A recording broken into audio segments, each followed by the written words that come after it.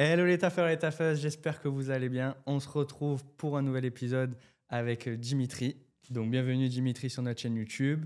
Évidemment, ça va être retrouvé sur TikTok, sur Instagram, etc. Donc épisode un peu exceptionnel aujourd'hui. C'est vrai, donc comme on disait un petit peu avant avec Dimitri, d'habitude on invite plutôt des personnes qui ont on va dire, à peu près 25 ans, qui sortent de classe prépa, qui sont encore en école de commerce, voilà. Donc là, avec Dimitri, c'est bien parce qu'il est encore bien immergé en classe prépa. Il va nous raconter pourquoi. Enfin, dans le monde, on va dire, de la classe prépa ECG. Et en même temps, tu as ce recul-là qu'ont presque pas ou pas encore les étudiants en général que j'invite et les jeunes diplômés. Donc voilà, peut-être que dans un premier temps, présente-toi rapidement, peut-être en 1 minute. Et comme ça, après, on enchaînera. Allez, ça marche, ouais. Effectivement, c'est vrai que ça me rajeunit pas tout ça, là. Faut peut-être que je lâche l'affaire après. Je viens d'avoir 30 ans, là, faut passer à autre chose. Non, plus sérieusement, du coup, je m'appelle Dimitri, comme tu l'as dit. Je suis le rédacteur en chef, presque cofondé, j'y reviendrai, Major Prépa il y a 10 ans. Ok. Et en tout cas, je m'occupe de Major Prépa depuis une dizaine d'années. Aujourd'hui, je suis rédacteur en chef et du coup, je suis CEO de la boîte qui chapeaute, entre autres, et notamment Major Prépa. Ouais. Et j'ai fait du coup 2 ans de classe prépa ECS à l'époque, en 2013, de 2013 à 2015. Okay. Et par la suite, j'ai intégré Neoma Business School. Je suis diplômé de 2019. Et moi, j'ai vraiment une aventure entrepreneuriale dans le sens où j'ai jamais mis les pieds dans une autre boîte que la mienne.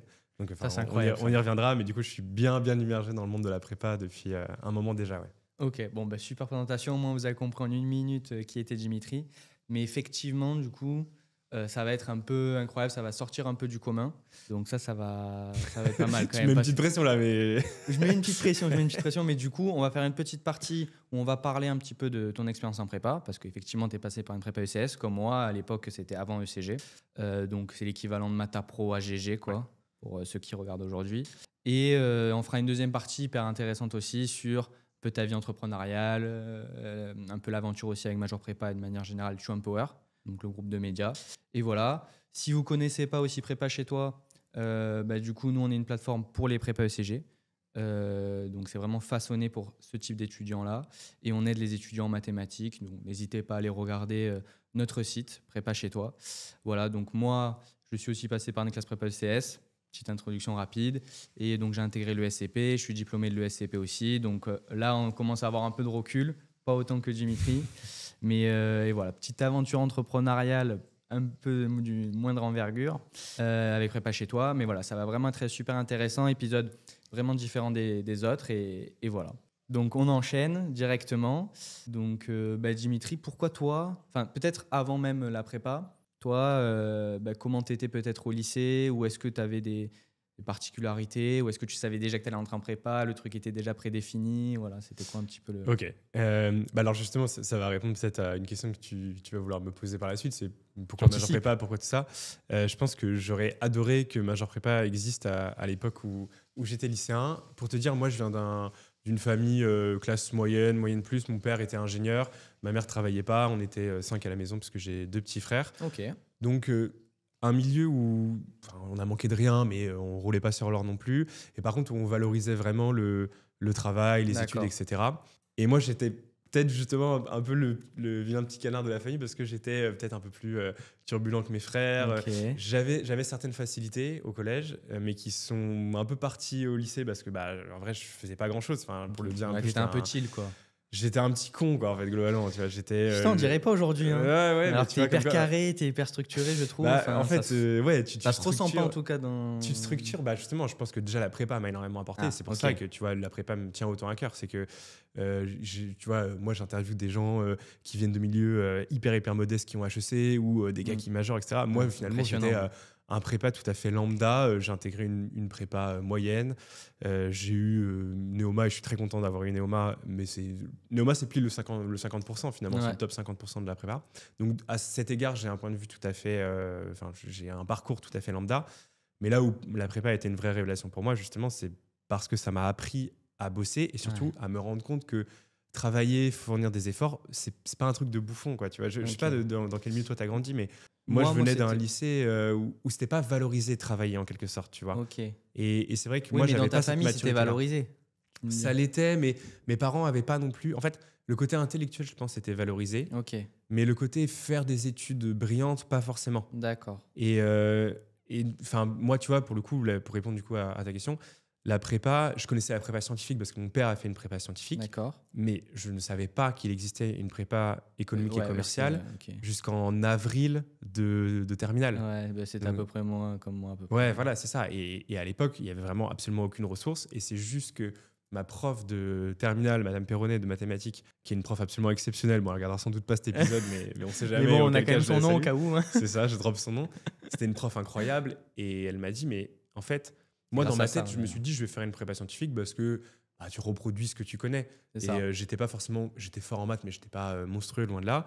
Elle m'a dit, mais toi, tu as un profil beaucoup plus équilibré, Hmm. tu as l'air de t'intéresser à d'autres choses, mais pourquoi tu vas pas en prépa commerce? Ouais. Et Il y a aussi l'aspect voilà, que simplement. peut-être que du coup, toi, c'était 2013, t'as dit à peu près, début Ouais, d'après. j'ai passé mon bac en 2013. Ouais. Voilà, donc quand tu passais le bac en 2013, c'est vrai, donc on le disait aussi un petit peu hors antenne, mais le truc, c'est que il n'y avait pas de médias d'information qui disaient qu'est-ce que c'est aussi la prépa EC. Ah non, mais pas du tout. Il n'y avait Ouais. rien du tout. Il y avait, puis à l'époque, il y avait quasiment zéro chaîne YouTube aussi Ouais, il y avait- qui expliquait. ouais, Enfin, c'est pas totalement, du il y tout avait rien. comme aujourd'hui. Donc Ouais. c'est vrai que ça paraît pas loin. Ça paraît quoi? C'est il y a 12 ans à peu près, Ouais. 12-13 ans. Mais du coup, le truc, c'est que vraiment d'ici là, il y a eu quand même plusieurs chaînes YouTube. Il y a eu enfin, des grosses, des médias comme Major Prépa où maintenant c'est un peu incontournable. Même quand tu es en terminale, en vrai, tu connais. Ouais. Et donc, bon, c'est pas étonnant que ce soit un prof qui t'ait dit ça et en mode bah, pourquoi pas en fait tester quoi. Ouais, bien sûr. Et encore malgré tout, aujourd'hui, c'est là où je me rends compte que la mission que je me suis donnée, à savoir notamment de démocratiser la prépa, Hmm. le chemin, il est encore très, très, très long. Ouais. Parce que dans les faits, il y a encore une asymétrie d'information qui est incroyable. Ouais. Et pour moi, de plus en plus, même de manière globale, au-delà de la prépa, tu as un système à deux vitesses avec des lycées qui préparent en fait à la Ouais, ça, c'est prépa clair. et qui préparent aussi dans l'information où en fait dès la seconde, Ouais. tu sais quasiment que tu vas aller en prépa. Et des lycées comme les miens, enfin, ou le lycée où j'étais, T'étais où, toi, clairement, du coup j'étais au lycée Villaroy de Versailles. Non, pas de Versailles, pardon. Enfin, j'ai fait ma prépa à Versailles, Ouais. de Guyancourt, donc c'est juste à côté. Ok. Et donc, c'est dans les Yvelines, c'est pas Ouais, pauvre, c'est pas d'accord. riche non plus. Et c'est un lycée où t'en as quelques-uns qui vont en prépa, mais c'est Ok. quand même pas la norme, loin de là. Ouais, mais moi, tu vois, ce que je reproche un peu, alors évidemment, tu as raison, pour moi, il y a des prépas enfin, des lycées qui préparent déjà à la prépa, etc. Moi, typiquement, en fait, j'avais pas, comme tu dis, alors j'ai pris connaissance, en fait, de la classe EC assez tard, mais j'avais connaissance, comme tu dis, moi, que des classes prépa scientifiques, en fait. Ouais, comme Donc, beaucoup de gens. pareil, j'allais partir en classe prépa scientifique et tout, et in fine, j'ai découvert qu'il y avait une classe prépa où il n'y avait pas de physique, Ouais. ni de chimie, ni de SVT, mais des maths. Donc, bon, je me suis dit, pourquoi pas. Ça, c'était sympa. Et beaucoup plus pluridisciplinaire. Donc, ça, c'était cool. Mais aussi, moi, je reproche un peu. Donc, évidemment, il y en a qui sont préparés, il y en a qui savent, il y a des lycées, ok. Mais il y en a, tu vois, je suis désolé, mais les profs, c'est aussi parfois. Alors, ça veut rien dire parce que moi, ma mère est prof, donc je sais très bien qu'il y a énormément de choses à penser, etc. Et c'est déjà difficile, parfois, dans les conditions dans lesquelles ils sont. Mais quand même, avec toute l'information et tout, c'est dommage que même des petits lycées, aujourd'hui, je pense que il devrait avoir une asymétrie qui se réduise, tu vois, de plus en plus, quoi. Ouais, mais c'est pas ce qui se vérifie. Et tu as des professeurs qui, en fait, méconnaissent totalement ce système-là, voire certains qui inhibent les ambitions Ok. des étudiants, qui leur disent, mais en fait, Mais tu c'est vas pas pas dans aller en leur prépa, intérêt, tu c'est vois. trop dur, Ah ouais, tu d'accord. pourrais faire un petit BTS, un BUT. Et il y a pas pour moi, il n'y a pas de jugement de valeur par rapport à ça. C'est juste que, pour moi, il y a bien davantage de personnes qui pourraient aller en prépa Hmm. et à qui ça correspondrait extrêmement bien et qui ne vont pas en prépa pour de mauvaises raisons. Je pense qu'il y a Ok. beaucoup plus de gens qui vont pas en prépa et qui auraient dû y aller que de gens qui vont en Mm. prépa alors que finalement ça leur correspondait pas. Et ça, je pense que c'est un problème parce que, quoi qu'on en dise, et c'est un débat évidemment éternel, mais ça reste un des seuls vecteurs d'ascension sociale aujourd'hui en C'est France. d'accord. Et c'est Enfin, bien dommage aussi que puissant, quoi. En une Ouais, seule bien sûr. génération, tu peux vraiment passer du Tu tout peux au tout, percer quoi. en une génération, En une seule notamment génération. grâce à la prépa. Il n'y a pas que ça, mais c'est quand même pour moi le moyen le plus efficient. Hmm. Et aujourd'hui, cet outil formidable, cette espèce de bizarrerie un peu franco-française, Hmm. elle pourrait encore plus participer à la Ouais. mobilité sociale. Et aujourd'hui, c'est pas le cas. Et c'est une des grandes missions de Major Prépa que Hmm. de démocratiser ça. Et Vous à la y fois, réussissez quand même pas mal. Mais à la fois, effectivement, je il y suis a fier toujours. de ce qu'on a fait. C'est ça. Et de l'autre, je me dis, finalement, aujourd'hui, tu as encore 6 lycées qui remplissent 50% d'HEC. Et Ouais. bon, voilà, pour plein de raisons qu'on pourrait évoquer, mais Ouais, le mais- combat est encore long. Ouais, je suis d'accord avec toi. Mais après, on parlera un petit peu aussi parce que pour moi, Enfin, parfois, il y avait des questions d'attractivité aussi de la prépa parce qu'il y a des alternatives un peu bien différentes. sûr. Bon, on pourra en parler et tout. Mais c'est vrai que c'est bien de démystifier un peu des trucs. Bon, vous le faites sans cesse chez Major Prépa avec vos vidéos YouTube et même sur les articles que vous écrivez. Mais bon, c'est important de le faire H24, quoi. Parce que, ouais. Et du coup, toi, in fine, tu as quand même choisi une prépa, donc grâce à Madame Perronnet, c'est ça, ouais, incroyable. Et même sans information ou assez peu du coup sur cette classe EC, tu as quand même choisi ça. C'est quoi qui t'a drivé Ouais, en fait, c'est ce que je me dis. Bon, depuis toujours, on m'a plus ou moins dit qu'il fallait faire une prépa parce que mon père a fait une prépa. J'ai l'impression que cette prépa me correspond plus, donc allons-y. Go. Mais si tu veux, j'avais pas du tout la maturité de me dire déjà qu'est-ce qui allait se passer par la suite. Et ouais, au lycée, j'avais une certaine insouciance, quoi. Vraiment, bon, voilà, le bac a été une formalité, mais tu vois, j'ai eu mention assez bien. Enfin, j'ai brillé par mon, par mon flegme plus que par mes performances, quoi. C'est pas mal sans rien faire, c'est quasiment mention assez bien. Ouais. Et puis je pense que le bac était un peu plus dur aussi. Il y a 10 piges, mais en 10 ans, en 10-15 ans, ça a bien changé. C'est vrai, c'est aussi un sujet. Mais enfin, je suis arrivé vraiment la fleur au fusil, quoi. En mode. Alors, je me suis rendu compte de deux trucs. Déjà que, en fait, j'avais même pas capté concrètement ce que c'était cette prépa. Moi, je me suis dit, prépa commerce, assez naïvement, je me suis dit, on va faire de l'économie au minimum, voire déjà un peu de la finance, etc. Parce que en prépa scientifique, tu as vraiment cette continuité où tu vas faire des maths, de la physique, de la chimie. Tu arrives en école, tu fais à peu près la même chose. C'est ça. Alors qu'en prépa EC, c'est la grande particularité de la prépa EC, c'est que tu vas faire de la géopo, des maths, de la philo, et ensuite, c'est ciao, quoi. C'est vrai que la majorité des matières, c'est vraiment ciao, quoi. Donc c'est d'accord. Bon, voilà, donc c'est pour dire à quel point mon niveau que ça de préparation... dépend parce que par exemple, tu vois, moi là j'ai une pote qui in fine donc a fait prépa. Alors c'est rigolo parce qu'elle a fait une prépa BL ou AL. Ouais. Donc elle a intégré le SCP via cette voie-là, donc pas prépa EC. Et ensuite elle a fait prof en CAPES de philo. Donc tu vois, mais c'est des des exceptions qui confirment la règle, mais je suis complètement d'accord avec toi. Exactement. Sinon la majorité des matières servent assez peu, quoi. On va dire les langues servent.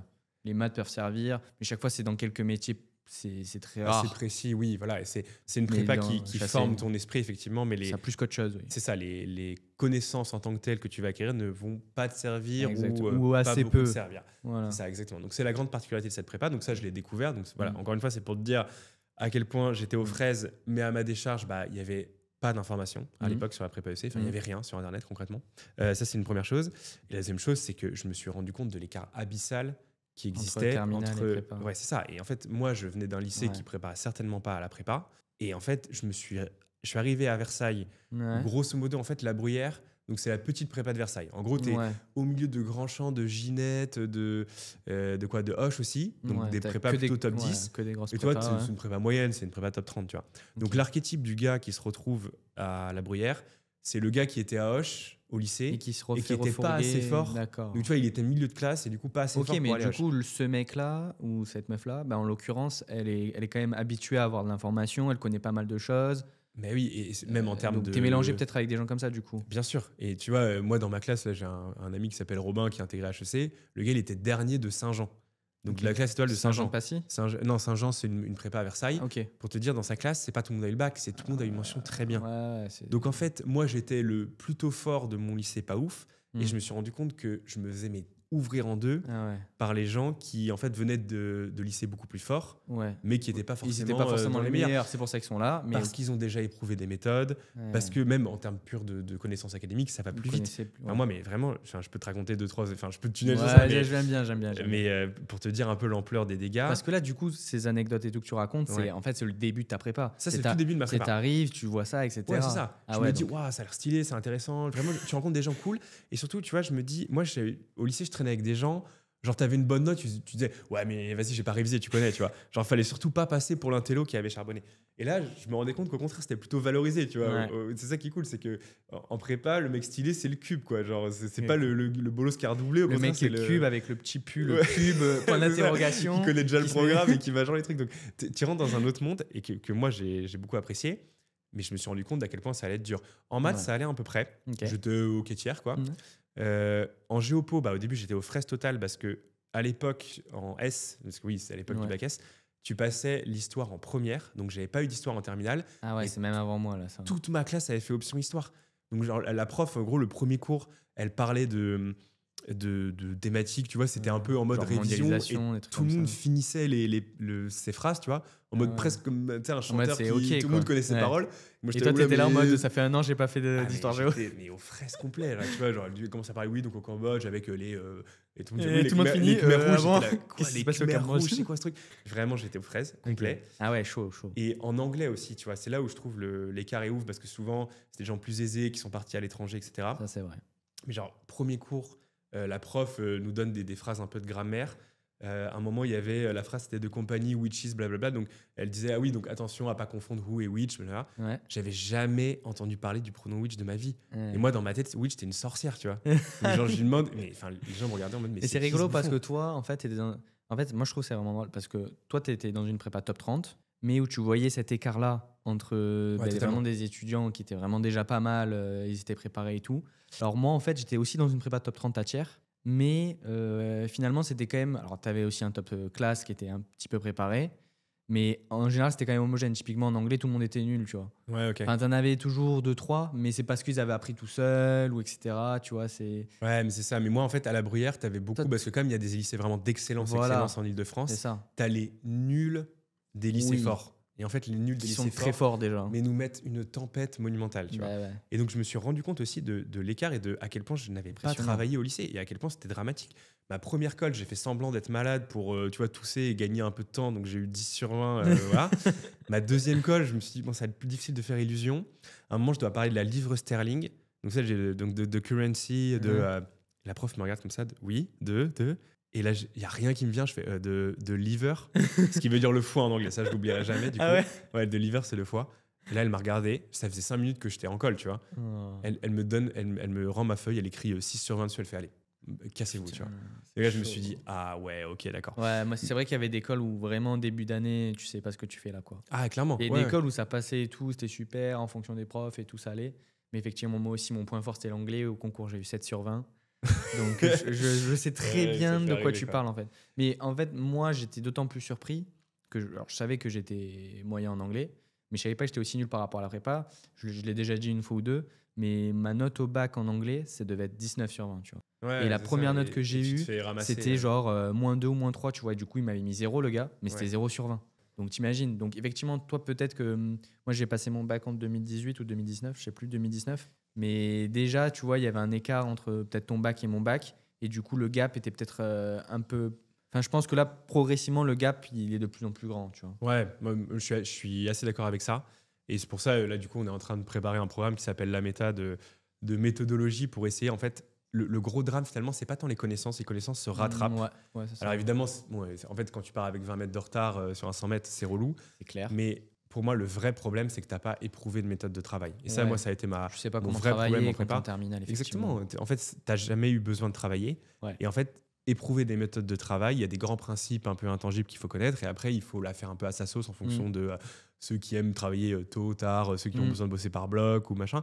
Et en fait, tant que tu l'as pas éprouvé, ça c'est compliqué. Mais comme tu es déjà dans un moment où en fait le rythme est hyper soutenu et 18 mois de prépa, parce que tu n'as que 18 mois finalement de préparation en tant que telle aux écrits, les révisions, etc. c'est très court. Et en fait, souvent, tu te fais un peu balayer parce qu'on te demande de nager, d'apprendre à nager en même temps. Ouais. Et donc ça, c'est effectivement un gros sujet, je pense, qu'il faut adresser, qui explique notamment pourquoi HEC, a fortiori HEC, mais même SEC, SCP, sont trustés par quelques prépas à peine. C'est ça. Et le truc que je me disais aussi, qui est un peu illustre ce que tu disais, en mode des gens qui sont déjà préparés, etc. et tout, c'est que tu as des prépas, notamment privés, qui, tu sais, font passer les concours dès la première année à certains étudiants. Parce qu'ils ont eu de l'avance, etc. Et donc, ils ont pu faire en un an tout ce qu'il faut pour passer un concours, quoi. Et il y en a qui arrivent déjà à avoir du top 5 ou même des écoles, Audencia, Neoma, etc. C'est top en un an, quoi. Tu vois, t'imagines. Donc, c'est qu'ils ont eu un super niveau au préalable. Ouais, en théorie, tu n'as plus le droit de faire ça d'ailleurs, parce que normalement, il faut avoir un certain nombre de crédits ECTS, parce qu'évidemment, ça a agacé un petit peu les écoles d'avoir des faux candidats chaque année qui n'avaient aucune intention d'intégrer. Néanmoins, je pense que ça dit aussi quelque chose un peu de la dichotomie prépa privée, prépa publique, où la prépa privée, en fait, on te dit, voilà, ton objectif, c'est d'avoir les concours. Et la prépa n'est vue que comme une finalité, pas une finalité en soi, justement, mais la finalité du concours. Et le but, c'est de maximiser ta note par rapport au travail. Là où une prépa publique, évidemment, il y a de ça aussi. Ouais. Mais globalement, tu as quand même cette idée que tu vas façonner ton esprit pendant 2 ans. C'est ça. Et tu vas pas uniquement tryhard dans le seul et unique objectif de marquer exactement ce qu'il faut sur ta copie le jour J. C'est ça. Après, en fait, le problème et l'avantage des prépas privées, c'est qu'elles aussi, elles vivent sur leurs stats, quoi. Enfin, si elles n'ont pas des bonnes stats et tout, une année, etc., le mec, il va pas choisir celle-là, mais plutôt une autre prépa. Enfin, tu vois. Est-ce que c'est ça que tu dois rechercher, ou est-ce que c'est la plus-value du prof, ou la plus-value de la prépa et la plus-value du coup de la formation? Ou est-ce que ce que tu recherches, c'est il faut que j'ai 17/20 à cette matière, tu vois. Ouais, bien sûr. Mais je suis d'accord avec toi parce que tu permets de nuancer aussi pas mal, dans le sens où tu dis que toi aussi, ce que tu as appris, c'est une formation pendant tes 2 années de prépa. C'est du coup des méthodes de travail, etc., qui te servent du coup encore aujourd'hui, quoi. Ouais, bien sûr. En plus, j'imagine que quand tu es entrepreneur, tu dois avoir 100 fois plus de méthodes de travail que quand tu es salarié. Mais bon, je pense que c'est. Je sais pas, en tout cas, plus d'autonomie en tout cas, Ouais, c'est plus sûr. d'autonomie. Mais oui, bien sûr, la prépa a été une école absolument formidable pour moi. Et tu vois, j'avais pas du tout, pareil, de par mon manque de maturité, je pense, j'avais pas du tout cette optique du concours en mode, ok, je vais essayer de maximiser mes notes. Ok. Tu vois, par exemple, j'aimais pas l'allemand, j'étais nul en allemand, j'avais déjà un retard abyssal en anglais, donc en plus l'allemand, là, c'était laisse tomber. Les langues, faut pas m'en parler. Donc non, mais tu vois, moi j'ai forcé parce qu'en fait, la vérité, c'est qu'en prépa, ta progression, elle est concave en fait. Ouais, C'est-à-dire que les premières heures de taf, quand tu es nul sur un sujet, ça tu va vas très vite. progresser. Ouais, Et après, passer de 15 à 17, c'est super dur. exactement. Alors que passer de 8 à 12, je dis pas que c'est Ça- facile, mais ça se fait. c'est plus simple. Donc en fait, moi, si j'avais été un peu stratège, j'aurais beaucoup plus bossé l'allemand, beaucoup plus bossé tout court d'ailleurs. Mais si tu veux, moi, en fait, j'étais dans cet esprit de putain, j'adore ce que je fais, c'est super intéressant. Mhm. Et c'est ça que j'attendais de la prépa. Voilà. Vraiment. Parce que je me suis dit, en fait, je n'ai pas le niveau pour les Parisiennes en carré. Donc finalement, que j'ai Audencia, Neoma, Schema, etc. C'est drôle parce que maintenant, je connais le programme grande école de chaque école, mais vraiment sur le bout des doigts, je peux te parler du moindre truc. À l'époque, pour moi, c'était 3 noms de médicaments. Et tu vois, voilà. Et c'était pareil, quoi. Exactement. Et en fait, Avec dans ton les faits, c'est pas intégré. pareil. Et c'est pour ça que ma C'est Jean ça. prépa, je trouvais utile parce que on essaye de montrer que oui, il y a des vraies différences et qu'il faut les comprendre parce que il y en a qui vont plus s'épanouir dans tel type d'école, tel type d'école, Ouais. à un niveau à peu près comparable, évidemment aussi j'aime. Mais ouais, moi du coup, j'avais pas du tout cette optique-là. Par contre, tu vois, par exemple la géopo où je partais de rien du tout, mais je me suis passionné pour ça. Ouais. Et tu vois, 10 ans plus tard, aujourd'hui, maintenant, je fais un podcast qui s'appelle La Pause Géopolitique. Je vous encourage, on mettra le lien. Ok, voilà, Je sais pas si on mettra le lien, mais le je me suis lien, emballé. Mais ouais, tu vois, je fais un podcast de géopo maintenant avec mon ancienne prof de géopo.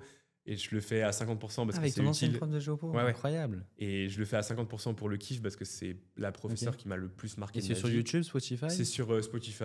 Ouais, on fait que en audio. Parce que je t'avoue que ça m'intéresse aussi. Hein, Ah, parce mais que j'aime regarde, bien la c'est géopo. vraiment un condensé, ça dure 40 minutes, c'est des sujets assez denses. Mais par contre, tu sors de là, je peux dire que t'as pas perdu ton temps. Ok. Quoi. Et Vraiment, c'est des trucs d'actualité ou c'est des trucs en en général? fait, on part d'un fait d'actualité et on va prendre du recul. Parfois, c'est focus sur un pays.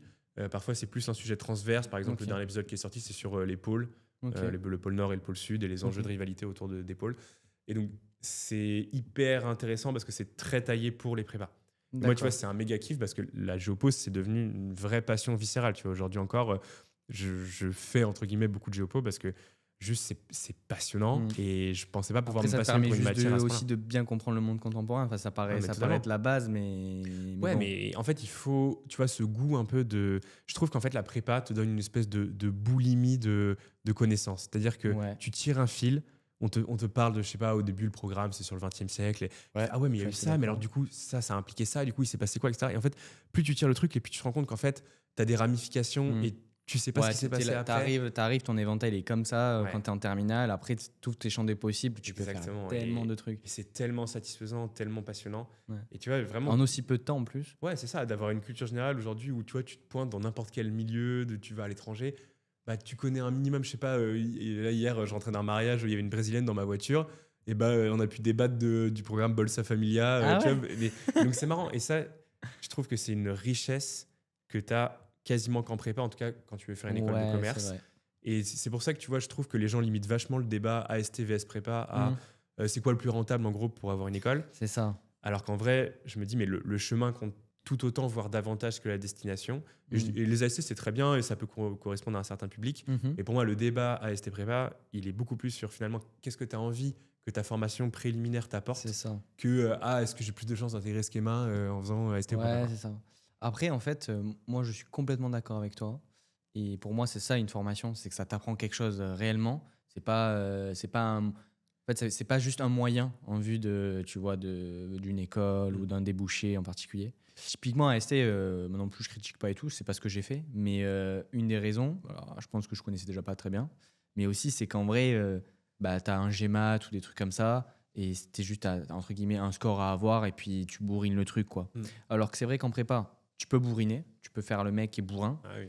En général, si tu fais ça, tu vas pas non plus très très loin quand même, hein, parce que si tu kiffes pas ce que tu fais. Mais bon, après, tu peux aussi kiffer ta prépa, quoi. Ça, enfin, il y en a quand même beaucoup aujourd'hui qui, avec du recul, ont kiffé leur prépa en fait. Mais tout le monde. Ouais, je crois que le chiffre, c'est 97% des gens qui ont fait une prépa referaient une prépa s'ils en avaient l'occasion. Je suis pas sûr que tu aies les mêmes chiffres en licence de n'importe quoi. Même en tout, ouais, bien sûr. Donc non, pour le coup, c'est pas... Et non seulement, en fait, tu te rends compte énorme, que tu prends du goût à l'effort. Et tu vois, moi, j'en suis un exemple. J'étais fondamentalement feignant en terminale et je me suis révélé en fait en prépa. Même si, tu vois, j'ai pas eu HEC, machin, mon histoire, elle est similaire. Il y a plein de gens qui ont vécu la même chose, qui en fait étaient un peu déglandus au lycée et qui se sont dit, mais en fait, c'est super intéressant de bosser. Et je trouve que ça, c'est une école de la vie absolument formidable. Ça, c'est une chose. Et qu'est-ce que je veux dire sur les AST ? Ouais, les AST, ça demande quand même un niveau d'autonomie qui est phénoménal aussi. Parce que en prépa, on te tient à la main. On me dit, voilà, il y a le concours. T'es guidé, t'es accompagné, t'es orienté, on te dit quoi faire, que faire. Là, c'est d'autres qualités. T'es rythmé par les DS, l'école, les ci, les là. Personne t'explique les écoles de commerce, machin. Enfin, c'est un autre délire. Donc, c'est d'autres qualités. Et je trouve que pour des gens comme moi qui manquaient de maturité au lycée, mais qui en avaient un peu sous la pédale, la prépa, c'est juste génial, en fait. Peu importe finalement l'école que tu intègres derrière. Ouais. Moi, j'ai tout appris en prépa. C'est pour ça, tu vois, que j'ai eu autant envie de rendre l'appareil par la suite. Ouais, tu as bien rendu l'appareil. Ah ouais, là, je pense que je me suis donné, hein, putain la vache. Mais ouais, c'est juste parce que je trouve ça trop intéressant. Et tu vois, dans mon taf aujourd'hui, le fait d'être à la fois entrepreneur et en même temps de baigner dans cet écosystème où tu vas discuter avec des élèves, avec des profs, des gens qui sont passionnés, c'est ça qui est trop bien aussi, tu vois. Les gens qui sont en prépa, ils mangent prépa, ils dorment prépa, ils vivent prépa. Donc tout est hyper intense. Et cette intensité-là, quand il y a goûté, je trouve que c'est dur de t'en départir. C'est vrai que c'est dur. Mais même les profs, tu vois, eux aussi, ils sont aussi intensément pris en fait dans cette vague, tous les ans, tous les 2 ans. Ah ouais. En fait, ils sont, tu vois, il y en a, je pense, ils pourraient pas faire par exemple prof dans un autre truc, tu vois. Bah bien sûr, mais en fait, tous les ans, les élèves, tu sais, toi, tu as l'impression quand tu es en prépa que ça y est, le monde s'arrête, que c'est ton année, machin. Mais lui, c'est pas son année, lui, ça fait 30 piges qu'il fait ça. ça. Ça fait 30 ans que c'est son année, tu vois. Et donc, avoir ce degré de dévotion, d'intensité, ça n'existe nulle part. Impressionnant. C'est ce système tellement bizarre qu'est la prépa et qui a ses défauts, ses qualités, mais force est de reconnaître quand même que c'est tout à fait unique et cette opportunité-là qu'on nous offre en France, a fortiori gratuitement, c'est quand même incroyable. Et autant on peut critiquer notre pays à bien des égards, autant sur ça, je trouve que c'est quand même assez incroyable. Du coup, toi, d'après ce que j'ai compris quand même, pendant tes 2 années de prépa, ce que tu as kiffé, du coup, a posteriori, c'est la géopo aussi. Mais on va dire, de manière générale, la formation et puis du coup l'émulsion. Toi, il y avait pas mal d'émulsions dans ta prépa de manière générale ou quand tu parlais de ça, tu parlais plus en général de la prépa. Mais est-ce que toi, l'ambiance de ta classe, l'émulsion, elle était aussi, entre guillemets, tangible, tu vois? Ouais, la Bruyère, c'est vraiment une prépa où les gens ils vont aller de HEC au top 15, tu vois. D'accord. Donc c'est hyper hétérogène. C'est hétérogène, ouais, d'accord. Et quelque part, alors c'est pas un avantage, je pense, quand tu veux intégrer les Parisiennes, ça c'est clair. Non, une des grosses plus-value des grosses prépas, c'est que tout le monde vise le même objectif et du coup ça banalise un peu l'excellence. Exactement. Alors que quand tu vises HEC dans une prépa top 30, t'es pas tout seul dans ton délire, mais il y a 2-3 gars un peu zinzin et voilà. Ne serait-ce que pour faire des triptyques, il faut t'en trouver 3. C'est difficile. Bien sûr, et puis même tu vois, les cols sont pas taillés pour les euros HEC. Enfin bref, il y a plein de choses comme ça.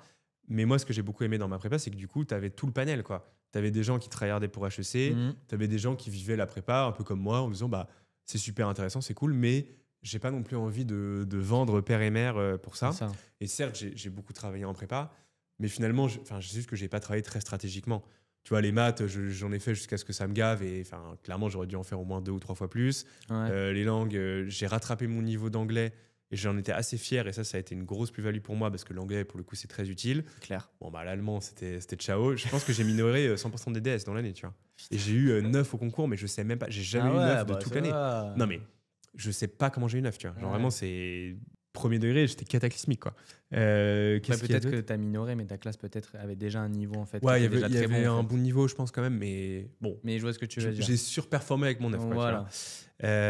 Et Géopo, tu vois, mon délire, par exemple, c'était les 2 années, j'ai majoré l'école de Géopo. Ok. même devant les cubes en deuxième année. Ok. Et tu vois, Ah ouais, ça, solide. c'était. Mais juste parce qu'en fait, c'était le côté passionnant. Et l'école, je trouve, c'est plus sur l'érudition, sur les connaissances. Oui, c'est ça. Il y a un peu moins de méthodologie. Et par contre, tu vois, j'ai pas assez tryhard de la méthode de la disserte. Ok. Et du coup, j'ai eu entre guillemets que entre 13 et 15 au concours. Ok. Bon, Donc, ce qui est bien, tu vois. Ce qui est très, ce qui est Mais bien. en vrai, j'avais le niveau pour Oui. taper des vilains 16, Ouais. 17, 18, quoi. Ouais. Donc Et à l'oral, ça allait beaucoup mieux, etc. En ouais, colle de exactement. géopo et tout. Mais tu vois, moi, je me rappelle. Effectivement, il y a pas besoin, il y a moins besoin d'être cadré, de faire une intro avec ci, avec ça dans l'intro. Ouais, voilà. Mais par contre, j'étais béton, je connaissais tout sur tout, mais parce Ouais. que juste, j'étais Ça passionné. Donc, en t'intéressait. fait, je le bossais plus que de raison. Et je me rappelle, mon colleur, c'était tu vois, souvent, les colleurs, c'est des gars d'HEC, en fait, qui sont en Oui. première, deuxième année. Exactement. Le Surtout gars, à Versailles. Je pense. il me file mon meilleur 20 sur 20. Tu sais, il me dit, ah, franchement, à vous, l'oral d'HEC, ça va être une formalité pour vous, tu vois. Et là, Ah j'ai oui. dit, bah, c'est-à-dire que je me suis même pas inscrit à HEC. Il m'a regardé, ah ouais, ok, d'accord. Donc bon, enfin, bref, j'avais clairement pas le profil du mec qui Ok. était trop focus. Avec le recul, peut-être que j'aurais dû le faire davantage. Mais bon, tu vois, ça a tellement rien changé à ma vie professionnelle par la suite Oui. que bon, c'est pas très grave, quoi. Je vois, je vois. Voilà. Je vois. Et du coup, quand tu arrives à cette fin j'ai envie de dire de deuxième année directement, de prépa, les admissibilités, les admissions, comment ça se passe en fait? Alors, du coup, je suis admissible. Alors, c'est là où c'est marrant et ça permet vachement de Mhm. relativiser le CIGEM. C'est que j'étais admissible jusqu'à Toulouse, jusqu'à TBS. Ok. Et en fait, à l'époque, TBS était 8e, 7e, tu vois. Ok. Et alors qu'aujourd'hui, ils sont 11e et que, tu vois, Ouais. par exemple, à l'époque, tout le monde prenait TBS plutôt que Neoma. Tout le Ah monde prenait ouais. TBS plutôt que Schema.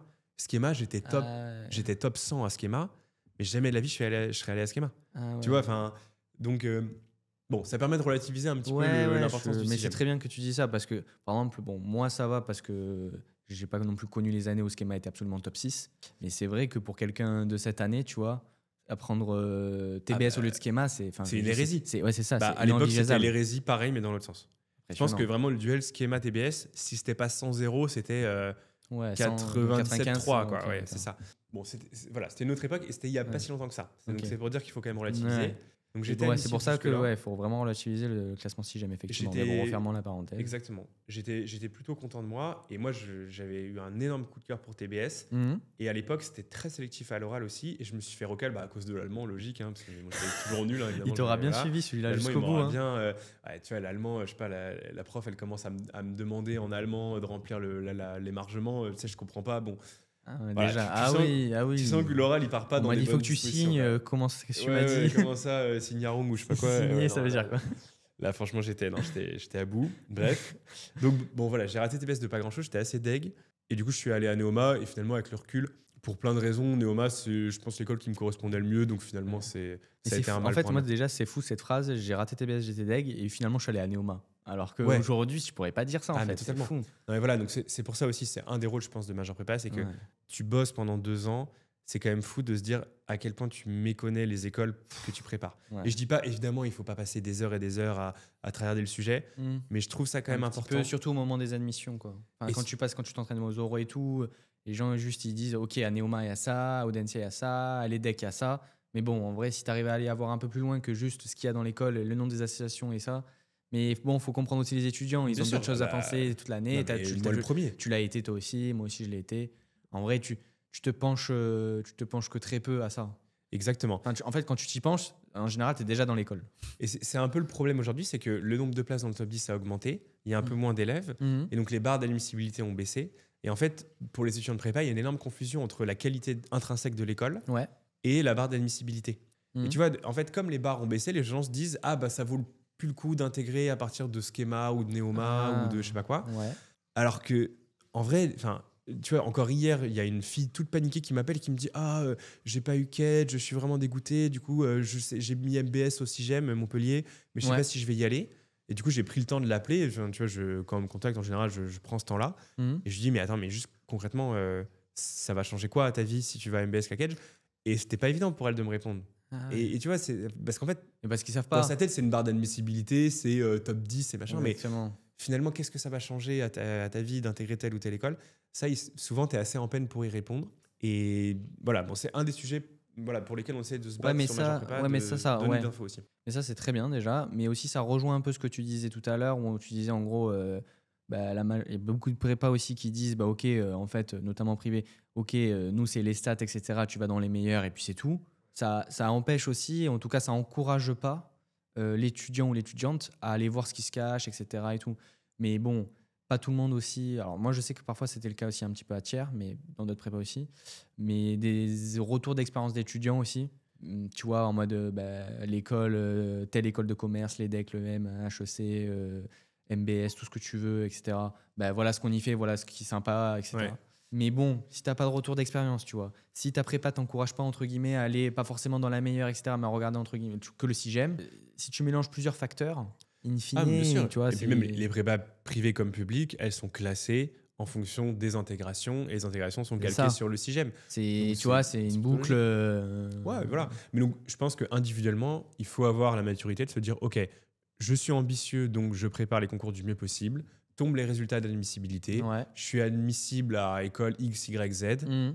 Et ben, essayons de voir ce qu'elles ont dans le ventre. Ouais. Et ça, c'est une démarche qui est assez saine et qui demande de la maturité parce qu'effectivement, moi, je discute avec des élèves parfois qui font ce choix un peu bizarre de désobéir au CIGEM. C'est ça. Et en fait, ouais, tout le monde les regarde un peu bizarre en quelque Mais sorte. j'avais vu que vous avez fait une vidéo SCP ou ESSEC Ouais, c'est il ça. n'y a pas longtemps sur Major Prépa. Et typiquement, c'est un exemple, ça illustre super bien ce que tu disais, quoi. Ouais, ils sont pas morts, hein, les mecs. Hein. Les mecs, ils sont hyper heureux. Hein. Ouais, exactement. Et l'idée, le propos d'ailleurs, ça a un peu créé une polémique. En général, c'est juste. mais- C'est pas. C'est à Sergi, du coup, j'y vais pas. C'est pas juste Non, mais ça. c'est quoi. ça, il y avait plein d'autres facteurs, justement, c'est ce qu'il disait. Mm. Et le but n'était pas du tout de tracher les SEC, et les SEC est évidemment une excellente école, c'était absolument pas le sujet. Le sujet, c'était de dire, en fait, entre deux écoles, a fortiori, tu vois, qui se collent au CIGEM, C'est ça. il n'y a pas juste le classement CIGEM. Mais le classement CIGEM, dans les faits, demain, tu veux bosser aux États-Unis, ils savent même pas ce que c'est une prépa. Donc, un classement CIGEM, encore moins. Ouais. Donc, la question, Et c'est, même les hey, écoles, qu'est-ce que tu veux en malheureusement, ils les connaissent pas toutes. Bien sûr, À part évidemment. HEC et encore.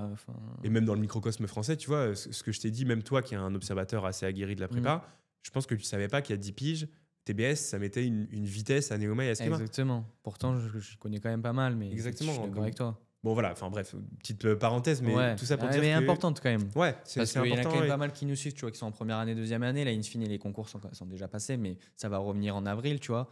Et après, quand tu vas devoir déjà faire les inscriptions, puis après faire les choix. Ouais, c'est ça. Et t'as bon. une part croissante de aurait pu intégrer qui après vont. Moi, de plus en plus, j'ai des gens qui me disent ah, mais si j'ai pas les decks, je préfère aller à Dauphine, machin.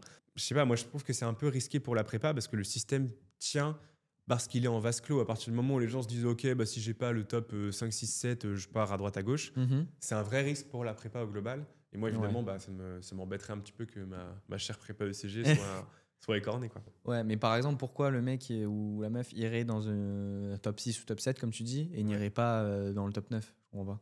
C'est par rapport à la qualité intrinsèque de l'école? Moi, Ou en tout cas la perception qu'a la personne sur cette école. C'est énormément une question de perception. En fait, c'est ça. Ce qui est très particulier avec une école, c'est que tu vas y consacrer 3 ans de ta vie, tu vas dépenser beaucoup d'argent parce qu'effectivement, les frais de scolarité sont chers. Tu peux pas, tu vois, tu vas au magasin, tu achètes un yaourt, il est dégueulasse, tu le rachètes pas le lendemain. Une école, ça y est, quoi, t'as signé. C'est un peu la réticence, je pense, de beaucoup d'étudiants. Et après, derrière, ils se basent beaucoup sur la perception. Et la perception, c'est que les écoles du top 7-8 sont moins sélectives qu'avant. Enfin voilà, il y a tout un système un peu délétère qui est en train de se mettre en place. Et tu as un discours aussi de plus en plus fort de plein d'acteurs qui te disent, mais de façon, c'est très marketing de la peur, tu vois. Genre, si t'intègres pas le top 3, ta vie est foutue. Voilà, quoi. Oui, donc, beaucoup, tous ces facteurs conjugués font que, il y a un sujet là-dessus. Et moi, j'aimerais bien faire des vidéos, justement, là, pour la fin de l'année civile, de parler un peu aux étudiants avec l'audience que moi, je peux agréger et de leur dire, ouais, en fait, les gars, vous savez pas ce qui se passe dans les écoles et votre perception de, ah, j'ai raté les concours parce que j'ai pas eu telle école, elle est peut-être erronée. Bon, enfin voilà, il y aurait plein de trucs à dire là-dessus, mais... Ouais, après, voilà, c'est hyper important. C'est quand même hyper important parce qu'effectivement, puis aussi, inversement, parfois, tu ne vises justement que le top 3 ou que le top 5, etc. Et tu es très déçu de ce qui s'y passe en fait dans ce genre d'école. Ouais, bien et sûr. donc, t'as un sentiment de désillusion parfois qui est énorme. Donc, bon, en fait, inversement, ça dit aussi qu'il n'y a pas que ces écoles-là. Parce que même dans les meilleures, parfois, tu es déçu. Totalement.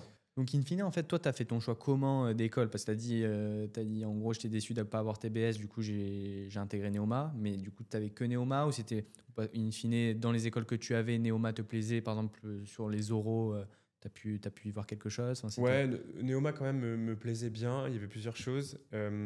Déjà, c'est une école, alors, parce que Néoma, tu as Néoma Rouen et Néoma Ouais. Reims. Donc toi, tu étais à Néoma Rouen. J'étais à Néoma Reims. Reims, ok. Et en fait, alors sur les parcours, c'est à peu près la même chose. Il y a juste quelques spécialités qui sont que à Reims ou que à Rouen, mais tu peux changer de campus. Et la première année, tout le monde est quelque part? Enfin, tout le monde est au même Tout le monde endroit? est soit à Reims, soit à Rouen. Non, c'est immense. Hein. Néoma, c'est l'école qui recrute le plus de préparationnaires. Ok. Je ne sais même pas dire combien ils ont, je crois que c'est lunaire. Mais la première année, pas tout le monde est au même endroit, ça veut dire?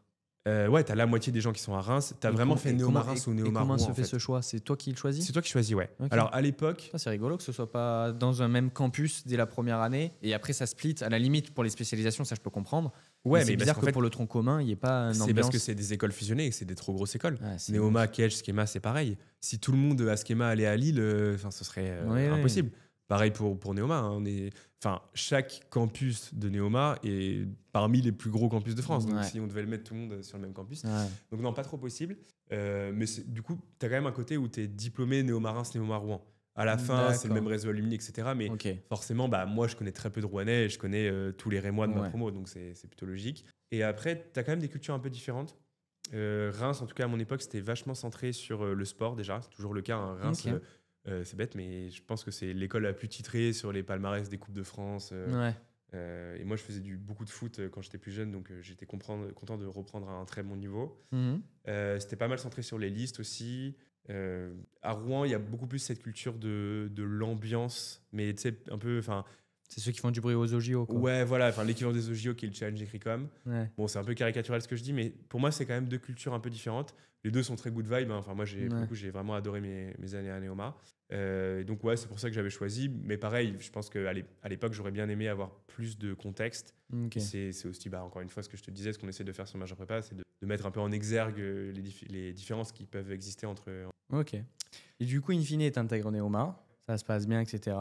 Est-ce que tu as alors, souvent on me répond oui à cette question, mais est-ce que tu as justement ce dont on parlait, ces petites désillusions entre tu me dis que tu es hyper stimulant en prépa, etc., que ça se passe trop bien, tu as des nouvelles passions limites qui fleurissent avec la géopo, etc. Et la formation que tu as eue, et la formation que tu vas avoir ou que, in fine, que tu as eue en école de commerce, est-ce que tu as eu cette désillusion-là? Est-ce que, si c'est le cas, ça peut ne pas être le cas, est-ce que tu as compensé avec quelque chose d'autre? Ouais, alors, effectivement, c'est un long sujet, un sujet qui revient tout le temps, le côté un peu de désillusion, notamment de la première année. Ouais. Je pense qu'il y a un vrai sujet. Surtout ça, ouais. Et d'ailleurs, justement, là récemment, j'ai mis en relation Néoma avec une professeure de littérature qui intervient très souvent sur Majeure Prépa, qui est prof à Michelet, juste à côté à Vanves, là où on travaille. Ah oui, mais je vois, vous avez fait une vidéo aussi avec elle. Ouais, exactement. Et l'idée, c'est hyper intéressant. Enfin, une colle. Pour moi, il y a vraiment un sujet sur le continuum, ce qu'on appelle le continuum entre la prépa et la grande école, que l'atterrissage se fasse un peu plus en douceur, qu'il y ait plus de contenu très académique, académique au sens préparationnaire du terme. En L3, je pense que ce serait une bonne chose. Comme la géopo à Schema. Parce que là, c'est très abrupt, en fait. Tu passes de tout à rien, de matières totalement différentes. Et effectivement, comme c'est des matières que tu découvres, au début, conceptuellement, c'est assez pauvre. Ouais. Et la première année, je trouvais très frustrante à cet égard. Maintenant, une fois que tu as compris que les cours ne vont pas te stimuler de ouf, notamment en première année, les élèves qui s'en sortent bien, c'est ceux qui se disent, mais en fait, le champ des possibles s'ouvre à moi, quoi. J'ai des tas de choses à faire. C'est vrai que c'est à partir de cette année-là où, pour moi, tu peux vraiment faire 10 milliards de choses dans ta vie. Exactement. Et là, on va te demander un boost de maturité de malade.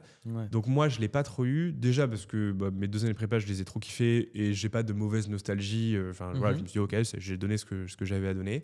Ensuite, parce que j'ai fait des tas de trucs. Donc, j'ai appris le foot à un très bon niveau. Enfin, on se faisait entraîner par un mec qui bossait à la fédération. C'était incroyable. Ah ouais, c'était franchement... Ça rigolait pas, ça rigolait. Néoma Reims. Non, mais Néoma Reims, pour te dire, Rouen, je pense que c'est moins le cas, mais Néoma Reims, en gros, tu as vraiment une culture de... OK, on veut avoir les meilleurs résultats en sport. Ça, c'est un peu le défaut, je trouve, mais quitte à laisser un peu de côté ceux qui sont pas en mode compète. D'accord. Donc, genre, premier entraînement de foot, les entraînements sont ouverts. On est 150. Ils en dégagent 30, puis 30, puis 30, puis 30. Ah ouais. Et à la fin, ils en gardent 15. Ça rigole pas. Et les 15, ça. Et genre, vraiment, les 15, c'est OK. Donc, 10% de la promo, quoi. Ouais, c'est ça. Enfin, 10% des gens qui étaient venus au départ. Ouais. Et là, vous allez. Et toi, t'étais dedans? Ouais, j'étais un peu ric-rac. Ah ouais. Non, mais t'étais très solide, en fait. Mon capitaine, il était dans FIFA 14. Parce qu'il avait joué en Ligue 2 à Dijon. Enfin, c'était lunaire. Quoi? Le niveau. Ah oui. Le niveau était lunaire. Ah oui, quand tu m'as dit que ça jouait bien, je croyais pas que c'était ça jouait très, très bien. Les très grosses équipes de foot, en gros, même de sport de manière générale. T'as l'EM Lyon qui est très fort. Ouais. Néoma Reims, je dirais. Et les Parisiennes se démerdent pas trop mal Ouais. aussi. C'est souvent. J'ai vu que le SCP on avait gagné une il y a pas longtemps, là, de championnat de France. Ouais, ça se démerde, ouais. Mais ouais. Attends, donc pourquoi je te raconte ça? Ouais, voilà, donc du coup, parce que. Ouais, que tu me disais en fait les trucs de première année, quoi. Ouais, donc j'ai appris le foot à un niveau compète. J'étais dans l'assaut d'éloquence, j'étais presque de l'assaut de Géopo, du coup, bon, logique. Ça m'étonne pas. Et puis, l'éléphant dans la pièce, je m'occupais de major prépa déjà. Donc, Ok, donc tu as commencé en fait dès la première année. on a la major commencé, prépa ouais, ça, en fait, du coup, pour t'expliquer, donc Mehdi, le gars qui a vraiment, lui, créé major prépa, Ok. c'était en gros le gars avec qui je faisais mes cols, avec qui j'ai révisé mes concours. Ok. Donc, c'était Ah, en il était 2000, dans ton trinôme de colle. Ouais, exactement. C'est Donc, rigolo. lui, c'était un cube, en gros. Ok. Et donc, c'était vraiment le GOAT, quoi. Le gars, ok, il va avoir HEC. Ouais, donc, c'était genre le major quoi, de la classe. Ouais, un voilà. peu, Le mec, quand on savait pas un truc, on demandait à Mehdi, voilà quoi. Ok. C'était le gars qui avait cubé sur les decks et les profs étaient un peu choc-barre et il allait avoir HEC. Quoi. Ouais, solide. Donc il a eu HEC, un peu ric-rac, mais il a eu HEC quand même. Ce qui a, je pense, beaucoup aidé au développement de major prépa parce que c'est là aussi, tu vois, il aurait eu les secs, ça aurait fait moins stylé que. Ouais, tu vois, je vois ce que tu veux dire. Ça fait toujours un peu cliquer parfois. Exactement, bien sûr. Moi, Malheureusement, c'est dommage que dans des projets aussi profonds, en fait, que par exemple le major prépa, etc., que bon, il y a eu un tremplin du coup, mais. Ah, clairement, ça a aidé. Et force est de reconnaître que ça a été clairement un boost. Maintenant, aujourd'hui, je pense que ça viendrait à personne à l'idée, tu vois, de me reprocher d'avoir fait entre guillemets que Néoma et de m'occuper de major prépa. Parce que je donne plutôt la réplique d'ailleurs à des gens. Et aujourd'hui, je pense que j'ai tellement. Enfin, c'est comme si ça fait 10 ans que je suis en prépa. Donc, c'est clair, au bout d'un moment, tu connais très bien. Et puis en fait, ouais. au fur et à mesure d'avoir compilé, collecté pas mal d'avis, de méthodes, de techniques, etc., soit de profs, soit de callers, soit d'étudiants qui ont fait des super parcours, in fine, t'en sais autant que, voire plus. C'est presque un travail de recherche où en fait, tu vas interviewer des gens.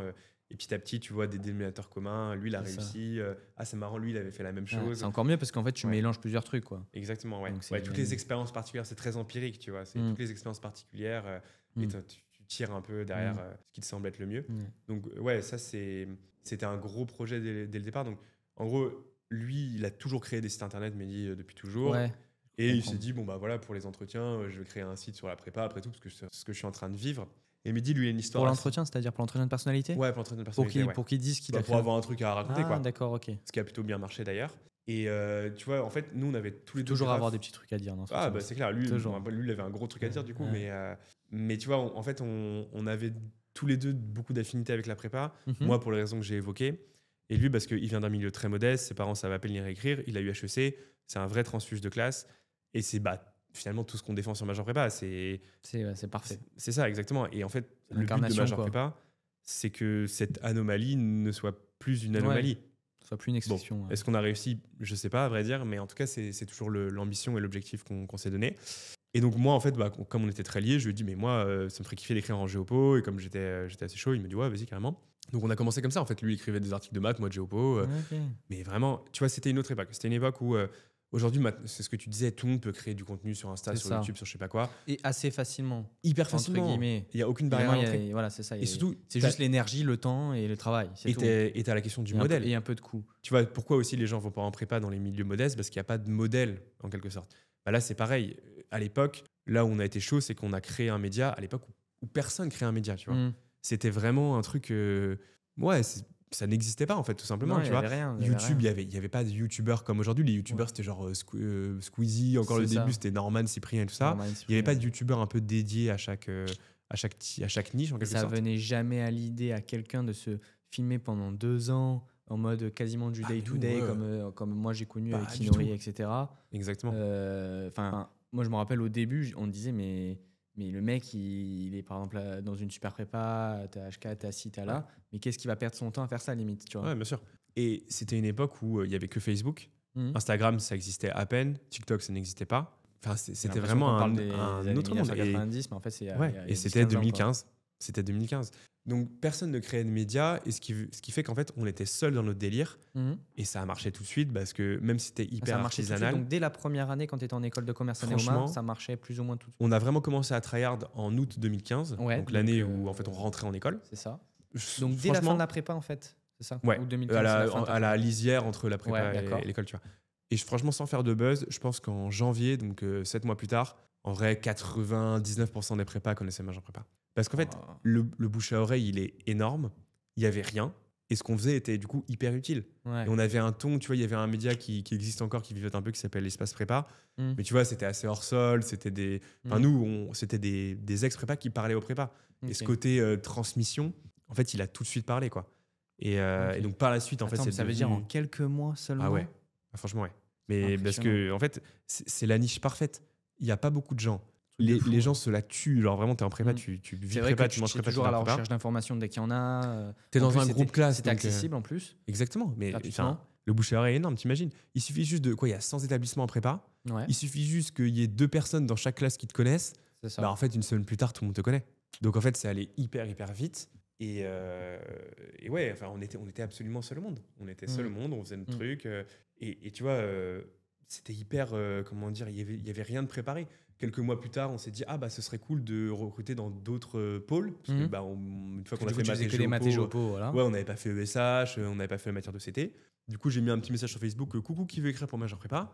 Et donc, je me suis retrouvé 6 mois plus tard à gérer, je sais pas, je dirais 100 rédacteurs, dont la Major d'HEC, tu vois. La Major d'HEC qui me dit, coucou, qu'est-ce que tu penses de mon article? J'étais là, bah, je sais pas, t'as eu 20 partout, donc on va dire que c'est bien, tu vois. Je pense que c'est pas mal. Ouais. Tu vois, parce que j'allais te poser la question justement comment ça s'est professionnalisé. Tu es déjà en train d'y répondre, mais en fait, ça s'est fait vraiment progressivement. Mais en fait, au départ, vous étiez que tous les deux, et en fait, ça a déjà pris à ce moment-là. Ouais, parce que moi, je pensais que c'est en vous professionnalisant que c'était de mieux en mieux, mais en fait, bien avant, c'était déjà vous étiez déjà quand même assez connus. Ça s'est professionnalisé avec le temps. Mais la notoriété de Major Prépa, tu vois, on a fait une enquête là cette année, je crois qu'il y a 80, je sais plus c'est quoi le chiffre, mais 90% des gens qui, s'ils avaient un seul média à recommander, ce serait Major Prépa. Donc, en vrai, là, c'est des études que sur des préparationnaires? Ouais, sur des préparationnaires. Oui, bien sûr, oui, évidemment. Okay. Non, mais ça aurait pu être aussi des gens en école de commerce. Hein. C'était des gens qui venaient d'intégrer, soit qui n'avaient pas encore intégré. C'est impressionnant. Donc, c'est grave. On va dire 9 personnes sur 10, quoi, quasiment. Ouais, voilà, c'est ça. Mais je pense qu'à l'époque, ça aurait été 99% parce que juste on était seul au monde. Et que tout le monde nous connaissait déjà. En fait, c'est ça. C'est encore plus beau, je trouve, de faire 9 sur 10 quand il y a plein de gens. Ah bah bien sûr, c'est plein de concurrents. Quand il y a des concurrents, c'est plus dur. Oui, parce que 9,9 personnes sur 10, juste parce que il y a que vous. Ouais, voilà. Non, bien sûr. Mais donc en fait, il y avait un besoin énorme de fédérer cette communauté de prépa. Et nous, on est arrivé juste au bon moment, mais bon endroit. C'est serendipité. Alors on s'est donné, tu vois, mais on a eu de la chance, on est arrivé au bon moment.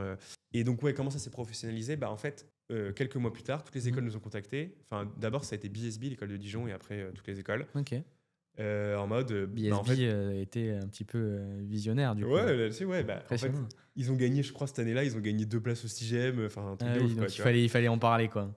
Exactement. Et en fait, c'est là où on s'est dit, ok, le système il est hyper vertueux, c'est-à-dire que on est payé pour donner une tribune aux écoles, ce qu'on aurait fait gratos de toute manière parce qu'on trouve que c'est intéressant. C'est ça.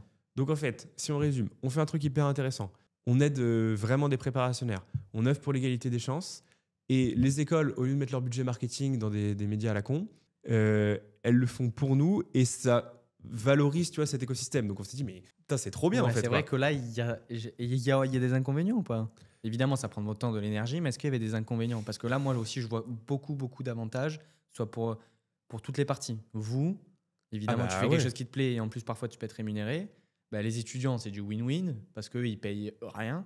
En l'occurrence, ils ont accès à l'information de qualité en plus.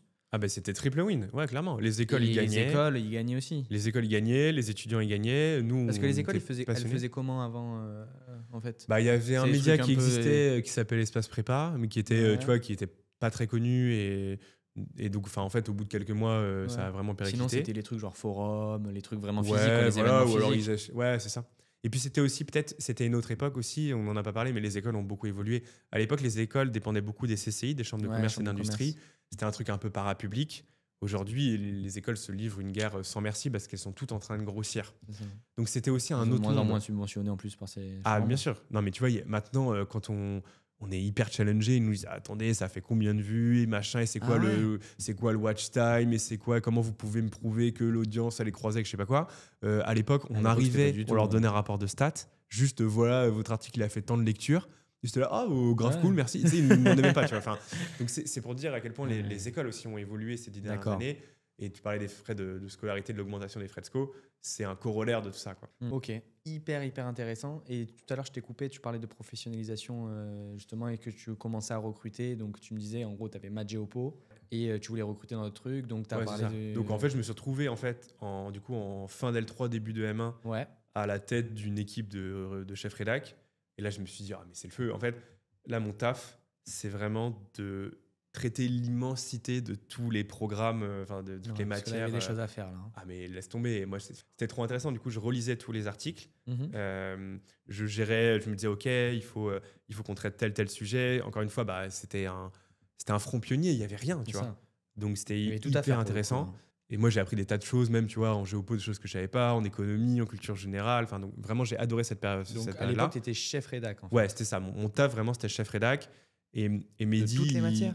Ouais, de toutes les matières. Mais après, évidemment, j'avais pas la légitimité de... Oui, mais tu relisais pour voir si c'était intéressant ou des trucs. C'est ça. Enfin, et puis, tu relisais peut-être pas le fond du truc, de l'année, de si, mais... C'est ça, j'essayais au maximum. Mais après, évidemment, les rédacteurs qui passaient, ils avaient eu 18 au concours. Voilà.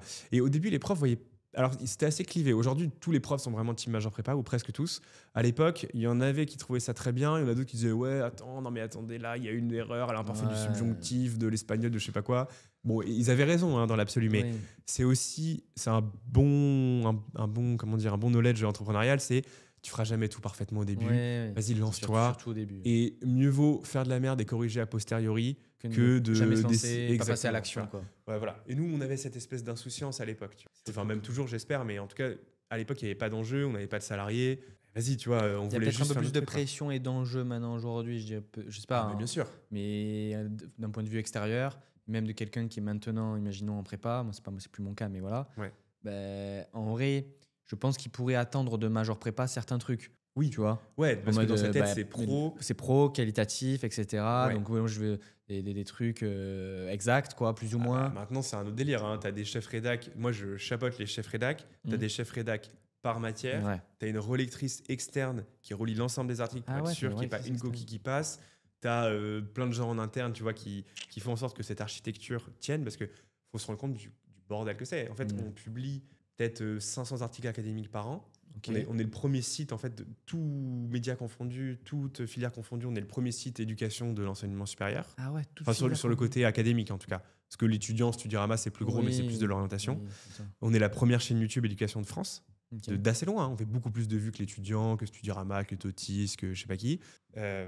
Donc ouais, ça a pris quand même évidemment des proportions qui font qu'aujourd'hui, évidemment, s'il y a des erreurs par-ci par-là, c'est pas un drame absolu, mais tu as intérêt à faire plus gaffe. Il y a évidemment beaucoup plus de garde-fous qu'à l'époque où concrètement c'était moi au fond de la salle en marketing qui faisait les articles, quoi. Ah oui, ça a bien changé. Mais même moi, je me rappelle, j'avais fait un petit tour en rédacteur. De mémoire, c'était italien et géopo, un truc comme ça. Ouais, mais t'avais donné ta copie, on avait analysé ta copie en direct. Et en plus, on avait analysé la copie en direct. C'était sympa avec le professeur. Frédéric Munier, Frédéric Munier. Chouette, Donc ça, c'était sympa aussi. Et c'est vrai que c'était déjà pro à l'époque. Moi, du coup, j'ai intégré en 2021, tu vois. Ouais. Donc ça devait être en 2021. Depuis, ça s'est encore professionnalisé, notamment, je trouve. En niveau d'architecture et tout. Ouais, sur YouTube, notamment, on a énormément travaillé sur YouTube. On a essayé de toucher encore plus les terminales aussi, pour les inciter à aller en prépa, pour casser le plafond de verre. On fait de l'événementiel maintenant aujourd'hui, on gère les forums en région avec la PHEC, l'asso des profs de prépa.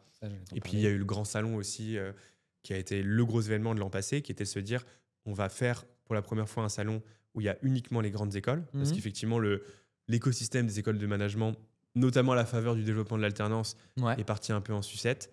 Et notre but, c'était de remettre l'église au milieu du village, de dire voilà ce que c'est une grande école, voilà ce que c'est une prépa. Et le but, c'est pas de faire de l'élitisme. Le but, c'est de dire il faut pas que la symétrie d'information piège en fait des parents et des étudiants qui sont mal informés.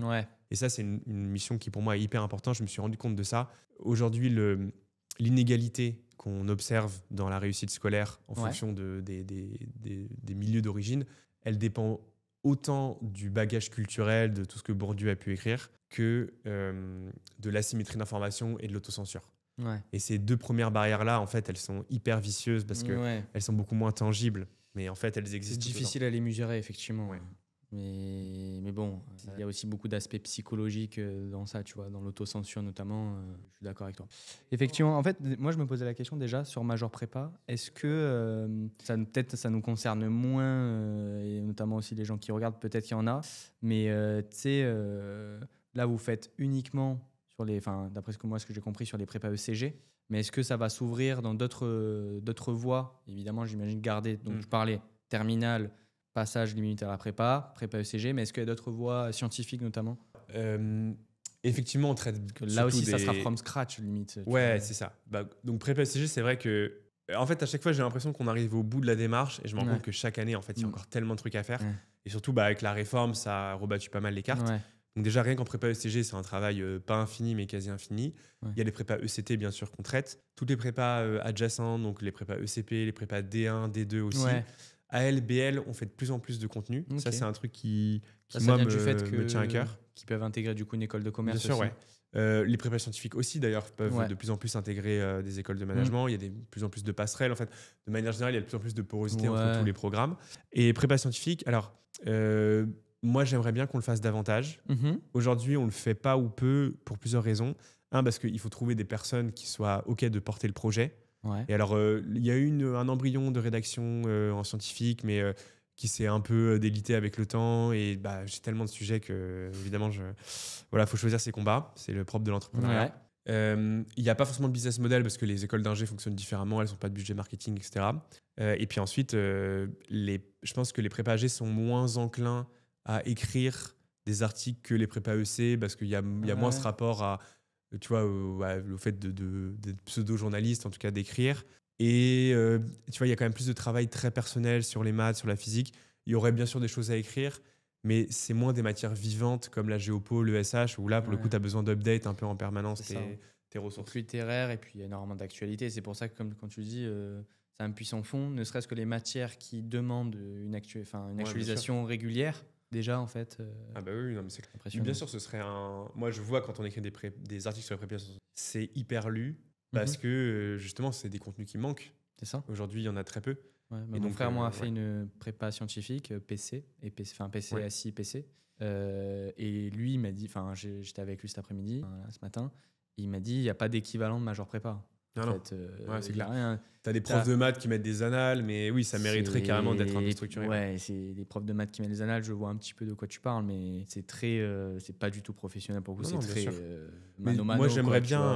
Tu vois, pour moi, c'est vraiment un projet sur le temps long. Je pense que t'as des entrepreneurs qui sont matrixés par l'entrepreneuriat en tant que tel et qui kiffent juste le fait d'entreprendre, la liberté, je mets des grosses guillemets que ça suppose, etc. Moi, pour le coup, je suis matrixé par mon projet, tu vois. L'entrepreneuriat est venu par la force des choses parce que je voulais que mon projet prenne vie. Et donc, je pense que Mehdi, c'était un petit peu la même chose, même s'il a plus un profil entrepreneur que moi. Et donc, tout ça pour dire que moi, je vois encore tout ce qu'il y a à faire sur Major Prépa. Je ne sais pas si c'est le projet d'une vie, mais il y a beaucoup de choses à faire. Il y a beaucoup de choses à faire. Et moi, j'espère qu'un jour, pas tout de suite, parce que là, pour le coup, j'ai d'autres chats à fouetter, mais qu'on développe aussi cet aspect prépa scientifique, prépa littéraire, qu'on est encore plus en amont sur le lycée. Il y a 1000 développements en fait. Une fois que tu as un projet comme ça qui a réussi à galvaniser à ce point-là, derrière, tu peux développer tellement de choses. J'imagine. Et là, du coup, qu'est-ce qu'on peut te souhaiter, toi, soit via Major Prépa, soit via toi, tes projets personnels peut-être, etc. Est-ce qu'on peut te souhaiter quelque chose? Qu'est-ce qu'on peut me souhaiter? Parce que Major Prépa, là, en fait, je sais pas, vous êtes déjà omniprésent, etc. Et quasiment tous les projets marchent. C'est le top du top. Ouais, bien sûr. Mais... Après ça, j'imagine que évidemment, tu as toute une équipe derrière toi et ça demande beaucoup de travail. Oui, totalement. Moi, je pense que moi où je suis bon, c'est plutôt être chef d'orchestre, c'est-à-dire dire ok, toi, tu es bon pour faire ça et je vais te mettre à la bonne place au bon moment et je vais créer cette espèce d'émulation, tu vois. J'ai pas une compétence, c'est pas un hard skills de malade, tu vois. C'est finalement c'est un hard skill de savoir manager. Hein. Ah bien sûr, j'en suis de plus en plus convaincu. Mais disons que voilà, c'est une réussite très collective, Major Prépa. Et c'est un peu ce qui m'embarrasse avec le tournant que j'ai pris depuis 2 ans où en fait je suis vachement sur YouTube et donc les gens ont vachement l'impression que c'est moi qui fais tout un peu en mode Stakhanov. Parce que tu es visible. Mais... Exactement, alors qu'en vrai c'est la phase immergée de l'iceberg. Tu vois, tu as des gens que tu dois connaître comme Jean-Sébastien, comme Sarah, etc. qui travaillent beaucoup. Et tous les salariés aussi de l'entreprise, on est une quinzaine aujourd'hui dans la boîte. Enfin, en fait, ils sont tellement primordiaux. Donc bon voilà, moi j'aime beaucoup ce côté réussite collective, alors que ça continue évidemment. C'est pas gagné du tout pour plein de raisons, parce que la prépa est en délicatesse aussi par moment, parce que forcément on est concurrencé par plein d'acteurs. Donc ça évidemment que ça continue, que je m'éclate en fait toujours autant. Je pense que l'entrepreneuriat, c'est pas très rationnel globalement. Tu travailles trop pour l'argent que tu gagnes. Donc, en fait, ton vrai moteur, C'est ce que tu fais. c'est tu vois, quand je descends du train, qu'il y a un mec qui m'arrête et qui me dit, bah, moi, j'ai grandi à Clermont-Ferrand, j'avais no clue de ce que c'était une prépa. Aujourd'hui, je suis à l'ESSEC, c'est grâce à toi. Et tu vois, tu te dis, Ça hérisse les poils. pour un mec qui te dit ça, il y en a 20 qui n'ont pas osé t'interpeller dans la Largement. rue et 2000 qui pensent la même chose et qui Ouais. t'ont pas dit, tu vois. Et ça, pour le coup, c'est un vrai moteur. Sincèrement, en fait, j'ai l'impression de faire du bien à la société à ma modeste échelle. Et enfin voilà, tant que j'ai ce sentiment-là, je pense que tout ira bien. Je pense honnêtement ce qui m'importe le plus sur ce projet-là. Ok. En vrai, voilà, le côté réussite collective et le côté ce que je fais, c'est utile et ça va dans le sens de ce en quoi je crois. Je crois beaucoup en la méritocratie. Il y a des gens j'ai vu je sais pas combien de vidéos qui t'expliquent que c'est illusoire, que machin. Ouais. Sans doute. Sinon, après, ça serait pas drôle, hein, en fait. Mais si c'était. ouais. Enfin, Moi, du coup, je pense que la méritocratie est un peu malade, je sais pas, mais en tout cas qu'elle est largement existe. perfectible. Et même si je consacre ma vie ma vie pro en tout cas, à perfectionner ça de 5%, bah, c'est déjà incroyable et ça me va. Ça me va totalement. Bon, bah super. Merci. Déjà, merci. Moi, parce que moi aussi, je suis passé par une prépa. Et j'aurais pu très bien être le mec du train qui te dise merci, parce que c'est vrai. Donc, personnellement, merci. Ça fait très plaisir. Et merci aux rédacteurs, etc. Parce que c'est aussi eux qui font vivre l'entreprise, la boîte, les articles, etc. Donc, j'imagine que ça attire toujours autant aussi travailler chez Major Prépa. Cette année, c'est hallucinant le nombre de. Mais viens au verre des rédacs si tu veux, c'est jeudi. Très chaud. Et c'est hallucinant le nombre de candidatures qu'on a reçues cette année. Ouais, ça m'étonne pas. Ouais, vraiment, donc ça là, il n'y a même pas centaines, besoin de lancer un appel aux candidatures. Ah toi, non, t'es déjà full. Hein. C'est mort. Mais franchement, heureusement, c'est plus moi qui m'en occupe, mais c'est moi qui forward les mails. Ah oui. Mais franchement, je pense que j'ai forwardé 50 moi, mails par jour, tu vois. Ouais, parce que moi, déjà à l'époque, pour être rédacteur Major Prépa, c'était déjà. Ah, mais là cette année, c'est abusé. Franchement, j'ai jamais vu ça en 10 ans. Cette année, c'était n'importe quoi. Ah ouais. Et des candidatures d'un niveau, t'as peur. Que des gens qui sont top. Ouais, top, bien sûr. Mais c'est trop bien parce qu'en fait, moi, c'est mon meilleur indicateur. Ouais. Tu vois, en fait, quand tu vois le nombre de personnes qui postulent, oui. et tu vois surtout même les mails que tu reçois, c'est pas juste bonjour, je veux être candidat, c'est un pavé qui t'explique au début à quel point Major Prépa a été crucial pour eux. Et qui veulent. C'est un peu un petit moyen aussi de rendre l'appareil, même si je travaille parfois 6 mois, 1 an et demi, etc. Ouais, totalement. C'est un moyen, parce qu'en général, tu le fais aussi pour aider les étudiants qui sont après toi, pour tes bisous, etc. Bah ouais, c'est ça. Mais des choses que tu n'aurais jamais fait, tu vas pas créer ton propre site pour écrire tes articles, tu vois. Ouais. Enfin, c'est ce que vous avez fait, mais je veux dire. Oui, tu vas pas faire ça. Tu vas plus le faire maintenant. Enfin, ouais, vous avez tellement une audience, vous êtes omniprésent, etc.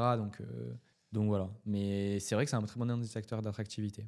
Voilà. Du coup, merci pour ça. C'est très gentil. Merci pour ta venue. Je sais pas si tu veux rajouter un dernier mot de la fin. On sait jamais. Même si je trouvais que ton mot était parfait. Non, mais allez en prépa, vous le regretterez pas. Ça, c'est clair. Et dans tous les cas, même si vous n'allez pas en prépa, juste soyez intense dans votre vie. Je pense que c'est moi ce que j'ai appris avec la prépa. La vie est faite, c'est un peu bateau ce que je veux dire, mais la vie est beaucoup plus savoureuse quand elle est intense. Et tu trouves quelque chose comme ça qui t'anime à ce point-là. C'est fou comment en fait tout le reste a finalement vachement moins d'importance et justement t'as plus de problème en fait. Je sais pas comment dire, mais tu vois, t'as tellement l'impression d'être habité d'une mission importante que tout le reste finalement ça. C'est comme ce que tu disais. Bon, du coup là on va repartir, mais c'est comme ce que tu disais. Tu fais quelque chose que t'aimes évidemment. T'es entouré des gens qui t'aiment bien, qui sont formés, qui sont entraînés et qui ont la même mission que toi. Et aussi, t'as vraiment l'impression de servir à quelque chose, d'avoir un sens. Et puis en plus, in fine, on te le montre bien, quoi. Quand je dis on, c'est les études. Donc voilà, écoute, merci pour ça, merci pour ta venue. Nous, ça nous fait très plaisir de t'avoir chez Prépa chez toi. Voilà, moi, j'étais aussi ravi de t'avoir tout simplement en discussion. Parce que c'est vrai qu'on te connaît pas mal en général à ma place. Ouais, c'est vrai. Tu poses les questions, etc. On a plein de vidéos YouTube, plein d'éléments. Donc c'était un peu sympa aussi de savoir ce que tu penses de certains sujets, et puis ton expérience de la prépa, de Major Prépa, un peu de ta vie, quoi, tout simplement. J'espère que ça intéressera ton audience, mais en tout cas, merci à toi, c'était un super moment. Voilà, sur ce, les taffeurs et les taffeuses, j'espère que ça vous a plu. On se dit à la prochaine pour un nouvel épisode avec une nouvelle personne, comme ça, très inspirante. Et puis voilà, n'hésitez pas, parce qu'avec aussi Dimitri, on va faire une autre vidéo où on va parler des sujets, je pense, qui vont aussi encore tourner, encore une fois, au sein de la prépa ECG, de la classe préparatoire en général. Donc voilà. Sur ce, on se dit à la prochaine. Ciao, ciao!